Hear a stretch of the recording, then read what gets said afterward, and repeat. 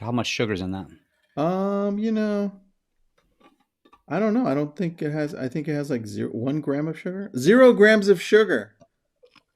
It's important. That's important. That's what makes those energy drinks so bad.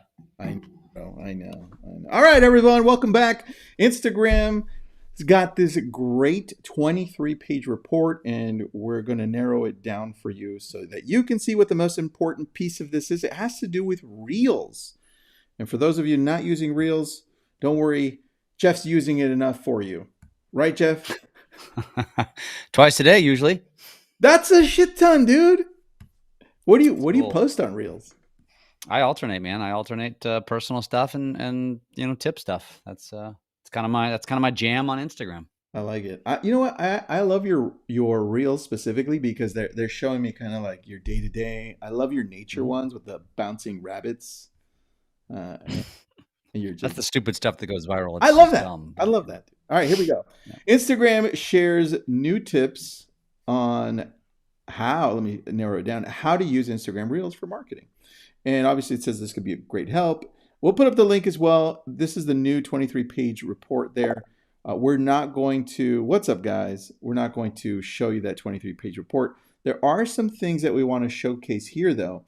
And one of those is the second picture right here because it lays out what what area you shouldn't be putting words in. Jeff, can you take me through that? Because a lot of people look at this and they're like, well, half my words were cut off or it didn't show correctly, right?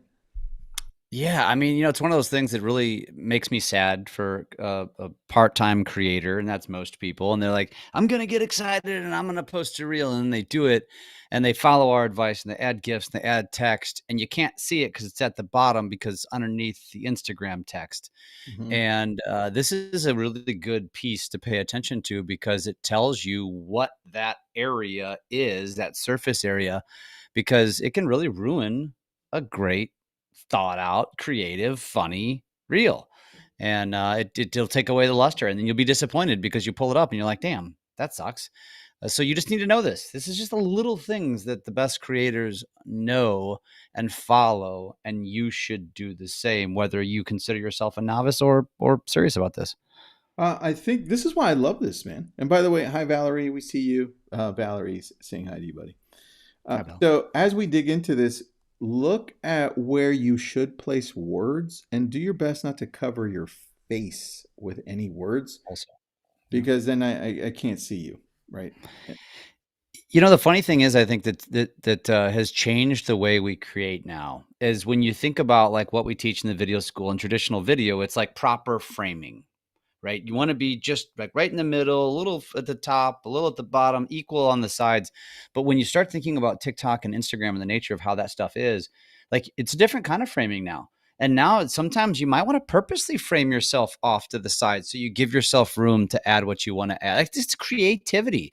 And so it kind of throws out the traditional mode of how you're supposed to create video. And these are the kind of things you need to think about. Like, where should I frame myself based on what I want to add to the video? Because if you want to add this text and your face covers 90% of the screen, you're going to be covering yourself and it'll look kind of stupid. So think about this kind of stuff. This is important. I agree. And look, we'll end with this really quick on as far as Instagram goes for Reels. Design for sound on. Why? Because 80% of Reels are viewed with sound. That's interesting. Right? That's what I thought. Interesting. And hold on, Jeff. I have a question about this. Is this because of a lot of people now working from home virtually, right? Because Yeah. now I can watch whatever I want and not have to worry about I'm in a meeting, I'm inside of some place that I can't turn the sound on. What do you think of that? That or people do what I do. And we pop these little guys in. Doesn't matter where I'm at. Like I can be sitting in a meeting and just like I'm not involved in the meeting. I just pop a AirPod in and I can. Nobody knows I'm listening. Is that what you're doing while I'm talking to you the whole time? That's Well, I messed just up. gave away my secret. That's messed up. Now I'm going to be looking for your ear pods. Like, what's going on? I'm gonna have to get a secret one now. All right, number two, Dazzle with visual effects. Jeff, you do really good with this one. How do Yeah, you suggest we do this? I'm a fan of spicing up your stuff. My wife always tells me like, why are you wasting your time doing all that stuff? And I think there's some validity both ways. I think if enough, it doesn't really matter. And we've talked about this. Like, I'll put all this time and effort into creating a video with overlays and all this stuff, and it performs like shit. And then something that took me 9 seconds to create gets 50,000 views. So true. Here's my take on this. If you're doing this for your business and you're in real estate or mortgage or whatever, I do believe there is a level of doing it a little bit better that allows you to stand out, because then your audience is they have that expectation. And then the people that are doing it at the novice level they're going to tend to get overlooked. And I think as we evolve in this game, you have to be better at it, and you have to use these features and make a better product. Oh, I agree, man. I think that added feature is really good. And then lastly here, inspire an emotional response. So this is where Jeff and I always say that it's three parts to this. It's facts, feelings, fun. If you have all three of them, this is where people will be more entertained through the whole process, and then you reel them in and it's like, oh, I didn't know that. Oh, that was funny, right? And they're like, oh, that's true, right? The emotional part to that. So try to bring in as many of those three as possible that circulates through that. Dude, love Say you. those three things again. Facts, feelings, fun. The three F's. Facts, feelings, fun, and do it in the form of telling a story as much as you can, right? Yeah. Which leads us to, is Elon Musk going to buy Twitter this time?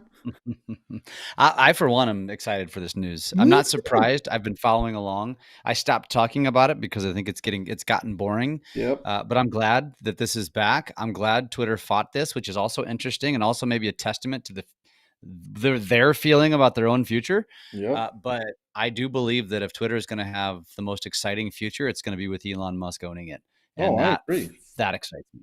Dude, I hope it finally happens because I'll be on Twitter a lot more. Agreed.